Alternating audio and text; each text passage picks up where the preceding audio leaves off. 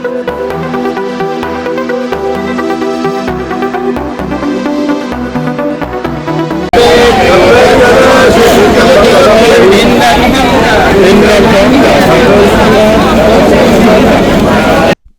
হজে বিশ্বজুড়ে 15 লাখেরও বেশি বিদেশি হজযাত্রী অংশ নেবেন বলে সৌদি আরব কর্তৃপক্ষ আনুষ্ঠানিকভাবে জানিয়েছে। এছাড়া সৌদি আরবের নাগরিক ও বাসিন্দাসহ সব মিলিয়ে হাজির সংখ্যা আরও বৃদ্ধি পাবে। বাংলাদেশ সহ বিশ্ব থেকে আগত হাজিরা চাঁদ দেখার সাপেক্ষে আগামী 24 মে রাতে এশারের নামাজের পর থেকে মূল হজে অংশ নেওয়ার জন্য রওনা দিবেন তাবুর শহর মিনায়। সৌদি সরকারের সার্বিক প্রস্তুতিতে বাংলাদেশের হজ মিশন সন্তুষ্টি। এদিকে মিনায় যাওয়ার জন্য প্রস্তুতি নিচ্ছে হাজিরা। এদিকে মিনা মুজদালিফায় আরাফাত তাঁবুর কাজে সন্তুষ্টি প্রকাশ করেছেন বাংলাদেশ হজ মিশন। রোদের মধ্যে হাজিদের ছাতা, পায়ে স্যান্ডেল এবং হাতে পানি রাখার পরামর্শ দিয়েছেন মক্কাস্থ বাংলাদেশ মেডিকেলের কর্তৃপক্ষ।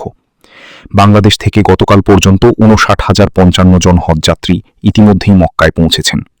চলতি বছরের হজ পারমিট ছাড়া কেউ হজ করলে 20,000 সৌদি রিয়াল জরিমানা গুনতে হবে। সৌদি আরব থেকে সাজিদুল ইসলামের তথ্য ও চিত্র নিয়ে ডেস্ক রিপোর্ট। চাঁদ দেখার সাপেক্ষে আগামী 26 মে পালিত হবে চলতি বছরের পবিত্র হজ এবং 27 মে পবিত্র ঈদুল আজহা উদযাপিত হবে দেশটিতে।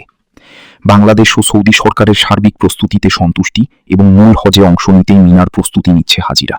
আমরা হারামে নামাজ পড়তেছি নিয়মিতভাবে এবং আমরা হজের যে মূল কার্যক্রম মিনা মুজদালিফা আরাফা আমরা যাওয়ার জন্য প্রস্তুতি নিচ্ছি। ইনশাআল্লাহ আমাদের সামগ্রিকভাবে আমাদের শরীর স্বাস্থ্য সুস্থ আছে।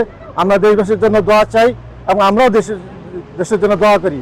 এই বছর সৌদি সরকার আলহামদুলিল্লাহ চমৎকার উদ্যোগ নিয়েছেন আইন শৃঙ্খলা সহ ওনাদের এখানে সামগ্রিক কার্যক্রম হাজিদের খেদমতে এক কথা বলে চমৎকার উদ্যোগ নিয়েছেন। আমরা ওনাদের জন্য দোয়া করি।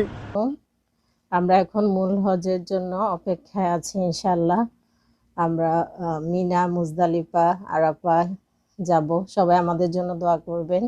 আল্লাহ যেন আমাদের সবগুলো কার্যক্রম পরিচালনা তৌফিক দান করেন। সবাই আমাদের জন্য দোয়া করবেন। সৌদি সরকারকে অসংখ্য মোবারকবাদ। এবার ওনারা যে ব্যবস্থাপনা করেছেন আমাদের কাছে খুব ভালো লেগেছেন। মহিলাদের জন্য আলাদা ব্যবস্থা, পুরুষের জন্য আলাদা ব্যবস্থা। শুধু তাওয়াফের মাঠটা যদি একটু আলাদা হতো, পুরুষ আলাদা মহিলা আলাদা হতো, তাহলে খুব ভালো হতো। এছাড়া ওভারঅল খুবই ভালো ব্যবস্থাপনা করেছেন। হজযাত্রীদের জন্য মিনা, মুজদালিফায় এবং আরাফাত ময়দানে নিয়মিতভাবে তাঁবু, টয়লেট, আসবাবপত্র ও অন্যান্য অবকাঠামোর কাজ পরিদর্শন করছেন বাংলাদেশ হজ মিশন। খুব জোরে সোরে এগিয়ে চলছে।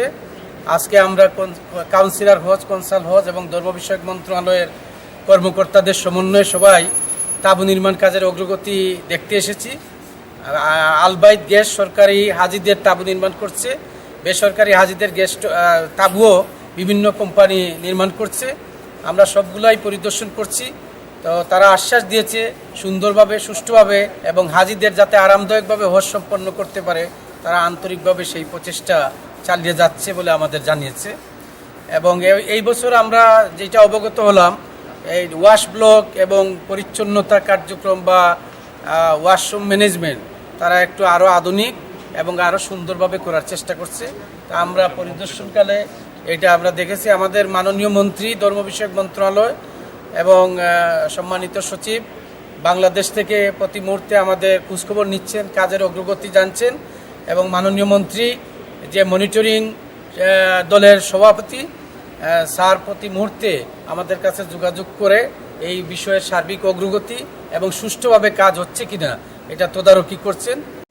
হাজিরা সুস্থ থেকে যাতে হজ পালন করতে পারেন তার জন্য রোদের মধ্যে বাহির না হওয়া, অতিরিক্ত গরমের মধ্যে হাতে ছাতা এবং পায়ে স্যান্ডেল ব্যবহার করা, অতিরিক্ত পানি পান করা, জোর করে নফল ইবাদত না করার পরামর্শ দিয়েছেন বাংলাদেশ মেডিকেল টিমের প্রধান।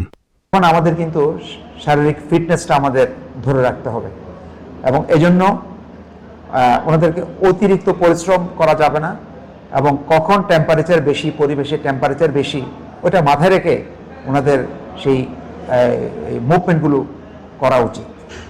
যেমন অতিরিক্ত গরমের সময় ছাতা নেওয়া, পর্যাপ্ত পানি সাথে রাখা, পানি বা জলীয় ফ্রুট জুস এগুলো একটু বেশি বেশি খাওয়া, স্যান্ডেল ব্যবহার করা, এগুলো কিন্তু অত্যন্ত জরুরি। এইসব পরামর্শগুলো করা উচিত। আর দিনের বেলা মুভমেন্টটা কম করা। শরীর খারাপ থাকলে ছায়াযুক্ত স্থানে বা হোটেলের মধ্যে বিশ্রাম নেওয়া। জোর করে এবাদত না করা, শুধু ফরজ কাজগুলো করা। জোর করে নফল আবাদতগুলো এখন শরীর যতটুকু কভার করে অতটুকুই করা, এর বেশি না করা। কারণ আমাদের মূল টার্গেট হচ্ছে হজ প্রোগ্রামটা আমরা যাতে ইনশাল্লাহ সুস্থভাবে করতে পারি। সৌদি হজ ও ওমরা মন্ত্রণালয় জানিয়েছেন, হাজিরা এবারের হজ ভিসায় শুধু মক্কা, মদিনা, জেদ্দা, তাইফ শহর ভ্রমণ করতে পারবেন। মক্কায় হজ পালন করতে এসে ১৩ জন হজযাত্রী বার্ধক্যজনিত কারণে মৃত্যু হয়েছে। তাদের মধ্যে ১০ জন পুরুষ ও ৩ জন নারী। বাংলাদেশ থেকে সর্বমোট ৭৮,৫০০ জন হজযাত্রী পবিত্র হজ পালন করার সুযোগ পাচ্ছেন। তবে শেষ মুহূর্তে হজের মূল নিবন্ধন সম্পন্ন করেছেন ৭৬,৫৮০ জন বাংলাদেশি। বাংলার গেজেট প্রতিবেদন।